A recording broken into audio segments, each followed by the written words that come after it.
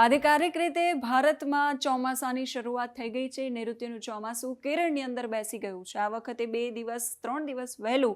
આમ તો આધિકારિક રીતે ગઈકાલે જાહેરાત કરવામાં આવી છે કે નૈઋત્યનું ચોમાસું કેરળની અંદર બેસી ગયું છે, પણ અરબ સાગરની અંદર એક સિસ્ટમ સક્રિય થઈ છે અને ગુજરાતની અંદર હવે વાવાઝોડું આવે એવી શક્યતાઓ વર્તાઈ રહી છે. શું છે સિસ્ટમ, એના વિશે વાત કરીશું. નમસ્કાર, વેધર એનાલિસિસ સાથે હું આપની સાથે સેજલ. નૈઋત્યનું ચોમાસુની શરૂઆત જે છે એ થઈ ચૂકી છે.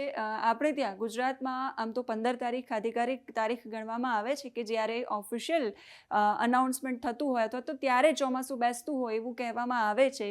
આ વખતે ગુજરાતની અંદર 2 થી 3 દિવસ ચોમાસું વહેલું હશે એવી પણ એક પ્રકારની આગાહી છે હવામાન નિષ્ણાંતો દ્વારા કરવામાં આવતી હોય છે. પણ એ પહેલાં પ્રી મોન્સૂન એક્ટિવિટીઝ જે છે એ થવાની છે અને એ પહેલાં ગરમી છે એ પડવાની છે, એની પણ સંભાવનાઓ વ્યક્ત કરવામાં આવી છે. મારી પાછળ જે સ્ક્રીન છે વિન્ડીની સ્ક્રીન છે, એના માધ્યમથી આપણે જોઈશું કે કઈ સિસ્ટમ કઈ જગ્યાએ સક્રિય થઈ રહી છે અને એ શું વાવાઝોડામાં ફેરવાઈ શકે છે કે કેમ ચોમાસું ગુજરાતની અંદર કેવું રહેશે અને કઈ જગ્યાએ ભારે ધૂળ અને ડમરીઓ ઉડવાની આગાહી કરવામાં આવી છે. સાથે સાથે દરિયા કિનારાના જે વિસ્તારો છે એના માટે પણ કેવા પ્રકારની આગાહી કરવામાં આવી છે.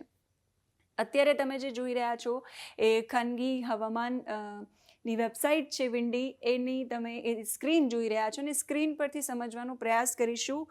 સિસ્ટમ જે છે એ સક્રિય થઈ છે એવું અત્યારે કહેવાઈ રહ્યું છે. તો સિસ્ટમ જે સક્રિય થઈ છે એ અરબ સાગરની અંદર આ બાજુના જે વિસ્તારો છે આ વિસ્તારોની અંદર એક સિસ્ટમ સક્રિય થઈ છે. તમે જોઈ રહ્યા છો કે આ પ્રમાણે અત્યારે પવનો જે છે એ ફૂંકાઈ રહ્યા છે. એક સિસ્ટમ બંગાળની ખાડીમાં સક્રિય થઈ હતી જે અહીંયા વાવાઝોડું બનીને ગઈ હતી. હવે એ સિસ્ટમના કારણે એ જે સિસ્ટમ સક્રિય થઈ એના કારણે પવનની દિશા જે છે એમાં થોડા પરિવર્તનો થયા. ગુજરાતની અંદર ક્યાંક અહીંયા આ જે પોર્શન છે આ બાજુ અને આ બાજુના જે વિસ્તારો છે ત્યાં વાદળછાયું વાતાવરણ છે એ આપણે જોયું હતું. 2 દિવસ આપણે ગરમીના પ્રમાણમાં 2 થી 3 ડિગ્રીનો ઘટાડો પણ આપણે અનુભવ કર્યો હતો. હજુ એવું કહેવાય રહ્યું છે કે ગરમી વધશે, પણ અહીંયા જે સિસ્ટમ સક્રિય થઈ છે એ સિસ્ટમના કારણે ગુજરાત પર વાવાઝોડું આવી શકે એવી શક્યતાઓ અત્યારે વર્તાઈ રહી છે. ક્યારે વાવાઝોડું આવી શકે છે? તો સૌથી પહેલાં તો વાત કરીએ કે વાવાઝોડું જે છે એ આવતું હોય ત્યારે સૌથી પહેલાં એ કયા સ્ટેપમાં હોય એના વિશે વાત કરીશું. અત્યારે જે આ અરબ સાગરની અંદર જે સિસ્ટમ જે છે સક્રિય થઈ છે એ સિસ્ટમ અત્યારે કયા સ્ટેજ પર છે? તો એ લો પ્રેશર સ્ટેજ પર છે અત્યારે, અને એ વમળો બની રહ્યા છે અને એ પવનો આવી રહ્યા છે. જો એ આગળ વધે તો એ વેલમાર્ક લો પ્રેશરમાં ફેરવાય અને ત્યાર પછી એ ડિપ્રેશનમાં ફેરવાય, ત્યાર પછી ડીપ ડિપ્રેશનમાં ફેરવાય છે, ત્યાર પછી સાયક્લોનિક સ્ટોર્મ જે છે એ આવતું હોય છે અને ત્યાર પછી સિવિયર સાયક્લોનિક સ્ટોર્મ જે છે એ આવતું હોય છે. વાવાઝોડાની તીવ્રતા પછી એના પર આગળ નક્કી કરવામાં આવે છે કે આ ખતરનાક છે કે આ વધારે ખતરનાક છે.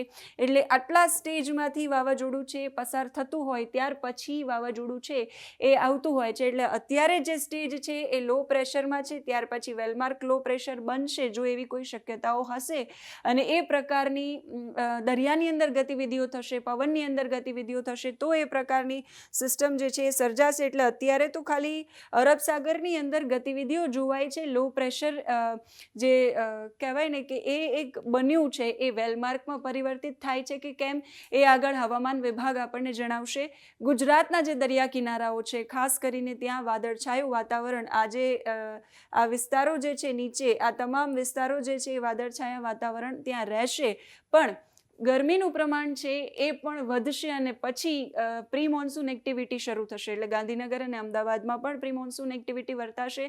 સાથે સાથે સૌરાષ્ટ્રના જે વિસ્તારો છે અમરેલી, ભાવનગર છે, જૂનાગઢ છે, આ તમામ વિસ્તારો છે એના અંદર પણ આંધી વંટોળ જે છે એ આવી શકે છે એ પ્રકારની આગાહી હવામાન વિભાગે કરી છે. આપણે હવામાન વિભાગનું જે ઓફિશિયલ ટ્વિટર છે જ્યાં પડે અપડેટ્સ આપણને આપવામાં આવતી હોય છે એના વિશે આપણે વાત કરી લઈએ. જ્યાં કઈ કઈ જગ્યાઓ પર ધૂળની ડમરીઓ અને ભારે પવન ફૂંકાવાની આગાહી કરવામાં આવી છે.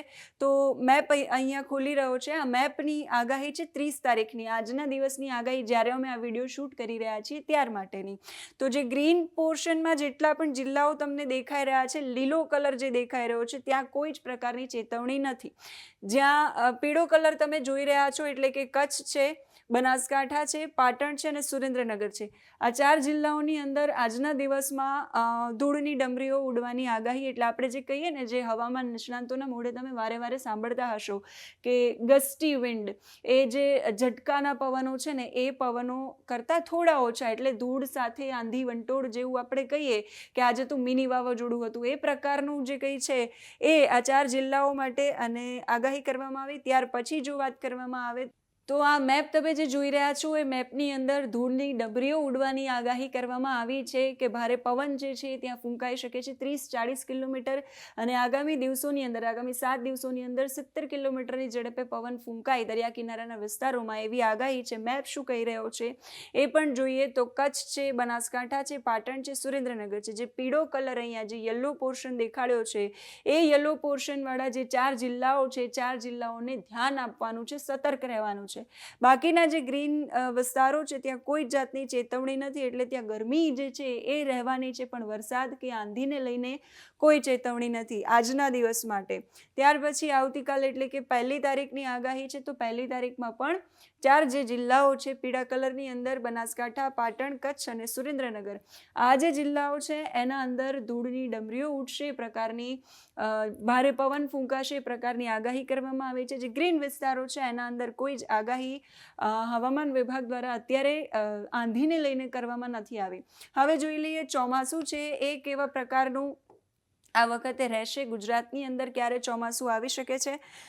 આ વખતે ચોમાસાની પેટર્ન થોડી બદલાઈ છે, કારણ કે પવનની દિશા છે એ બદલાઈ છે, અને એ એટલા માટે કારણ કે બંગાળની ખાડીની અંદર જે વાવાઝોડું આવ્યું, એ વાવાઝોડું છે અને પવનની દિશા છે એને એમાં થોડું પરિવર્તન કર્યું છે.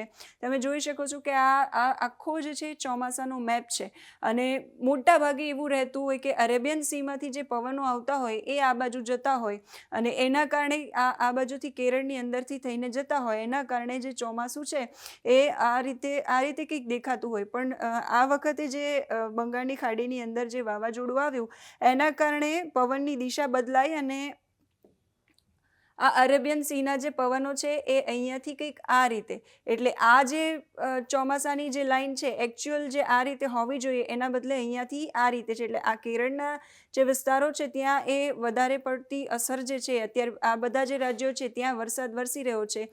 આ જે મુંબઈ, મહારાષ્ટ્ર જેવા જે વિસ્તારો છે ત્યાં હજુ ચોમાસું બેઠું નથી, આધિકારિક રીતે કોઈ એવી જાહેરાત કરવામાં આવી નથી.